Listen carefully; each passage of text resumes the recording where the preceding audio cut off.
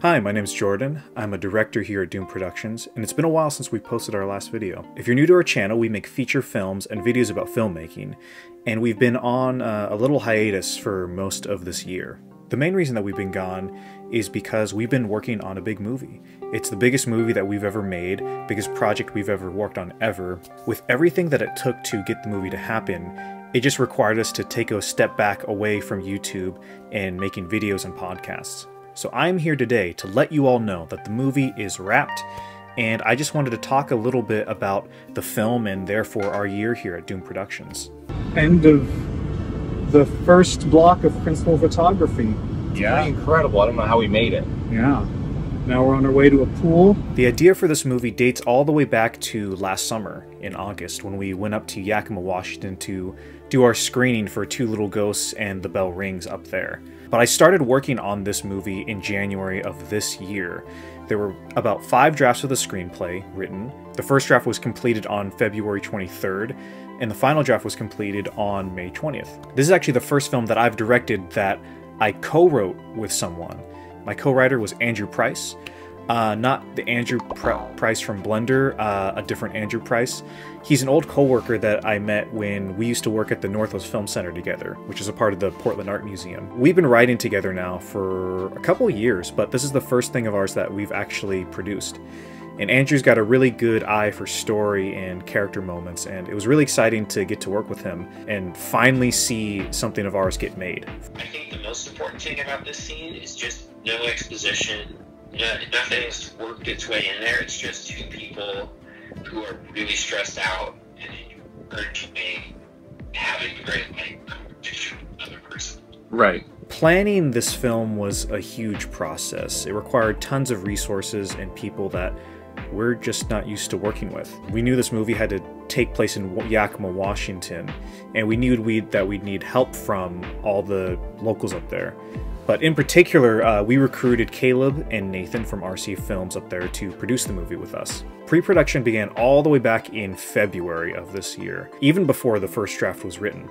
We come from the school of no-budget filmmaking, so this movie was designed around the resources that we knew we could get access to.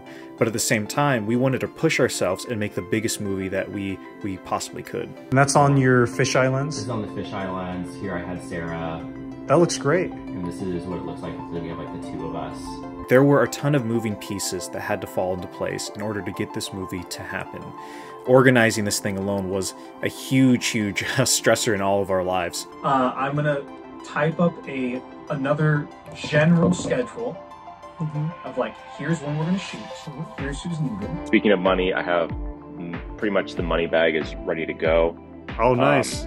It's looking good. You can look at it when you come here, Jordan. Ethan and I were working in a school, and Zach was in college and had classes, so we knew that this movie had to be filmed in summer, ideally in July. And when it's February and you're aiming to shoot something in July, it all seems very manageable, all the different parts that you need to organize. But every week that we got closer to our filming date, you could really feel the pressure and the time crunch, closing around us. We had a ton involved with the making of this movie. We had different props, different costumes, makeup, locations, people, food, all the usual stuff that goes along with making a feature film, and especially a feature film that we wanted to scale up, something that goes bigger than what we're used to.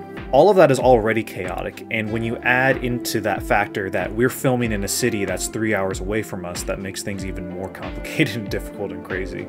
We had a ton of Zoom meetings and production meetings. Hey, if you're cool with it, I'm gonna wait for my other friend to send an audition in just so you can be like, even if you still want the other guy, just so you can still have that, just so he knows that we at least looked at it. Sure. And we had Zoom rehearsals too, which is something that we've never really done before, but was really cool and awesome to be a part of. A werewolf mask? Or a wolf mask?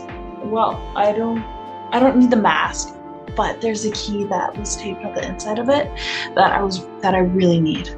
This guitar is essentially your fam, It's all he has with his mom, yeah.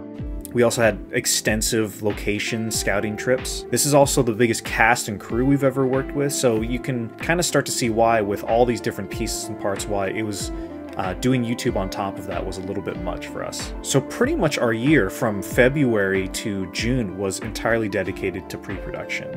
And I think it'd be funny if we tested it out like on the drive up to Yakima, because I'm assuming we'll take different cars, at least 2 of them, right? Yeah.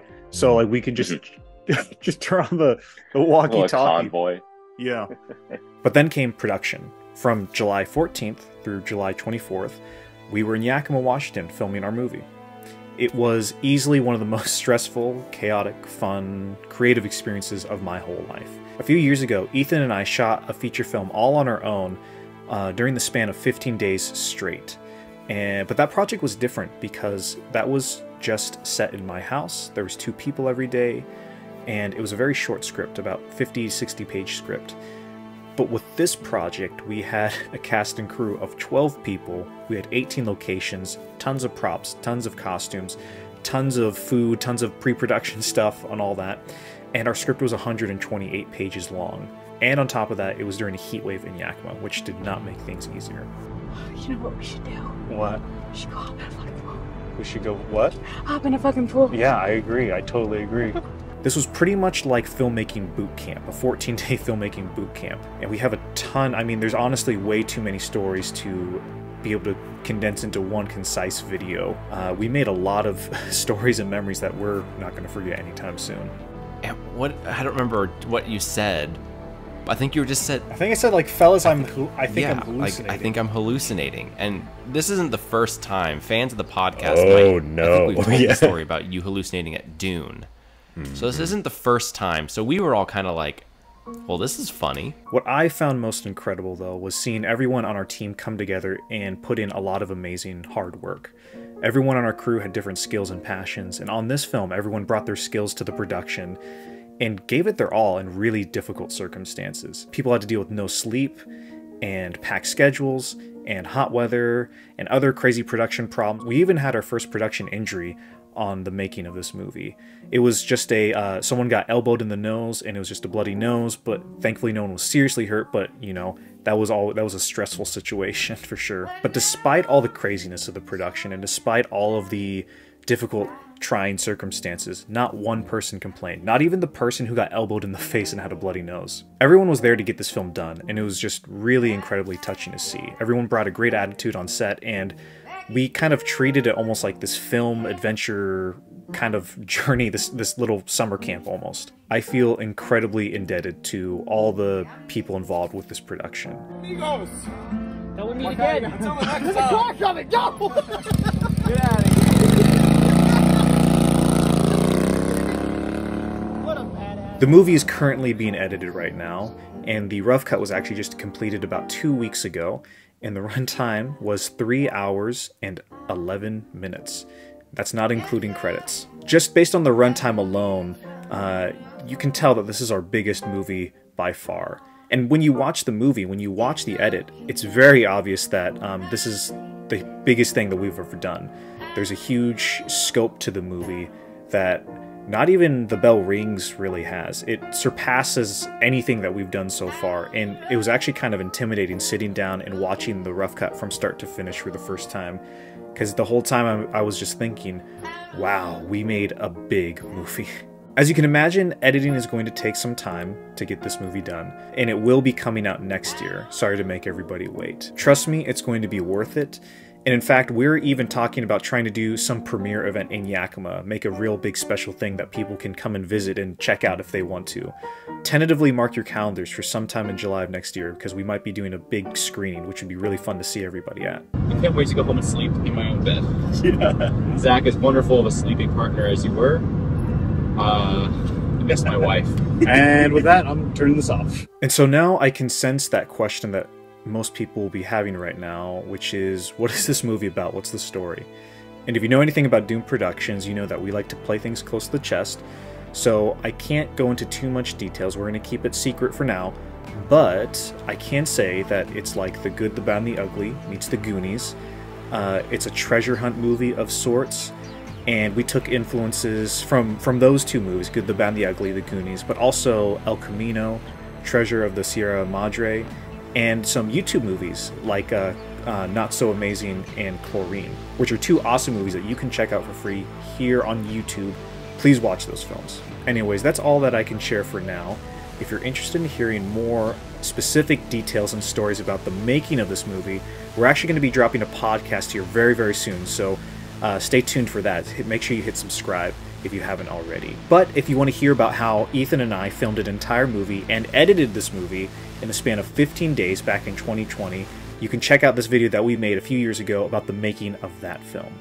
We made this movie in 15 days. We shot it for 13. It was edited and exported in 2. And we wanted to share how we did it. And hopefully in watching this, you learn how you can do it, or you can find some tips or tricks in here that'll help you out in your filmmaking process for whatever feature film you're working on. Yeah.